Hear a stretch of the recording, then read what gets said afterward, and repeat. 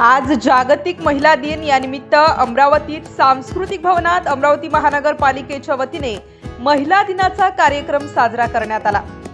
यावेळी उत्कृष्ट कामगिरी करणाऱ्या महिलांचा सत्कार यावेळी करण्यात आला। या कार्यक्रमात राज्यसभेचे खासदार अनिल बोडे, त्याचबरोबर खासदार बळवंत वानखडे व आमदार रवी राणा हे देखील उपस्थित होते।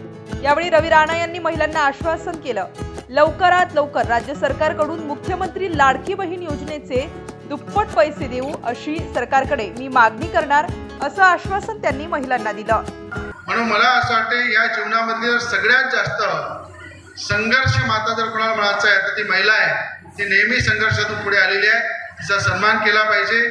मी विशेष म्हणजे लाडक्या बहिणींचं राज्याचे मुख्यमंत्री देवेंद्र फडणवीस साहेब आणि उपमुख्यमंत्री एकनाथजी शिंदे साहेब आणि उपमुख्यमंत्री अजितदादा पवार या सगळ्यांचं अभिनंदन करेन की लाडकी बहिणा योजना आणून महिलांना जो खऱ्या अर्थानं एक चांगला मदतीचा हात दिला त्याबद्दल मी राज्य सरकारचं मनापासून अभिनंदन करेन की जो आज महिलांना एक फूल नाही तर फुलाची पाकळी म्हणून या महिलांसाठी काय केलं पाहिजे ते या राज्य सरकारच्या माध्यमातून लाडकी बहिणा म्हणून ही योजना आणून खऱ्या अर्थाने एक मोठं काम केलेलं आहे। भविष्यामध्ये मी तुम्हाला शब्द देईन की या लाडक्या बहिणींचा पगार हा दुप्पट कसा होईल, वाढवला कसा जाईल यासाठी सुद्धा विधिमंडळामध्ये तुमचा आमदार म्हणून नेहमी प्रयत्न करेल एवढं आपल्याला सगळ्यांना मनापासून आश्वास करतो।